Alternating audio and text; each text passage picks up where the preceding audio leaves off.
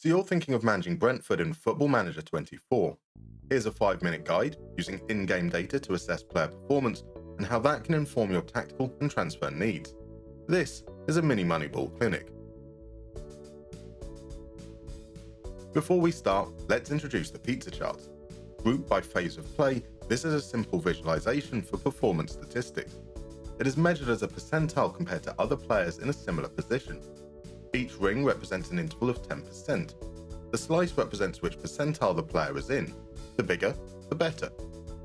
Let's take Johan Risser as an example. He's in the 80th percentile for goals per 90. This means he scores more than 80% of other attacking midfielders. He's only in the 20th percentile for expected assists, however, meaning that 80% of other attacking midfielders generate more expected assists than him.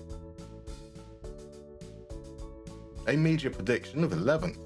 On average, across multiple simulations, Brentford actually finished around 12th. The variance was wild, anywhere from 7th to 17th. Good enough to avoid relegation, not quite good enough to qualify for Europe. Blecken is kept busy, but prevents more than expected. This is good. Strakosha, on the other hand, was underwhelming in this regard. Ayer and Collins at right centre-back both struggled with their aerial duels. Ayer holds the edge and tackle win rate. Both were progressive through passing and carrying. At left centre-back, Pinnock and Mee were less progressive, but safer on the ball. Only Pinnock had a good header win rate. The full-backs were all great at pressuring and winning the ball. A rare combo. It is usually one or the other.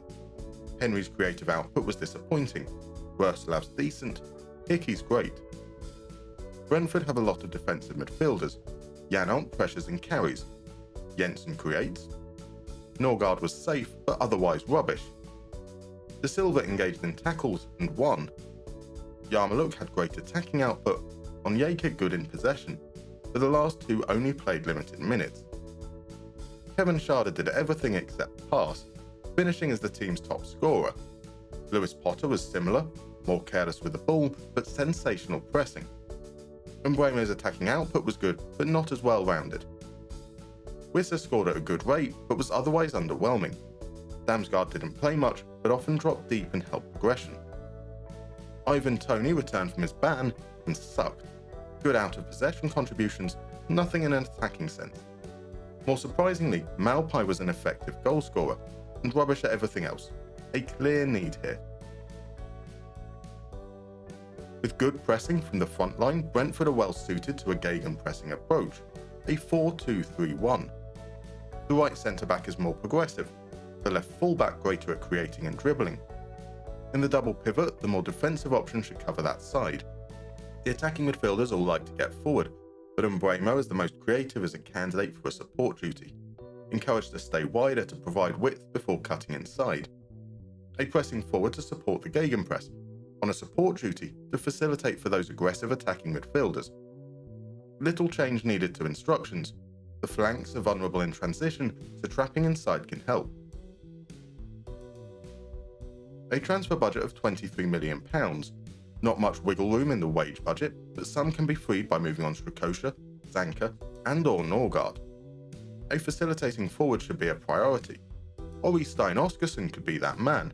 80th percentile for expected assists, 70th for goals, 65th for pressures. Available for £7 million. Orgol Kuguruzeta, less prolific, but with plenty of goal threat from the attacking midfield area. His expected assist and pressing output should be appealing. He has a £10.75 million release clause. If you enjoyed this video, please consider leaving a like or maybe even subscribing. And if you want to support the channel further, there's now a Patreon linked in the description below, where you can join these wonderful folks currently adorning your screen. See you next time.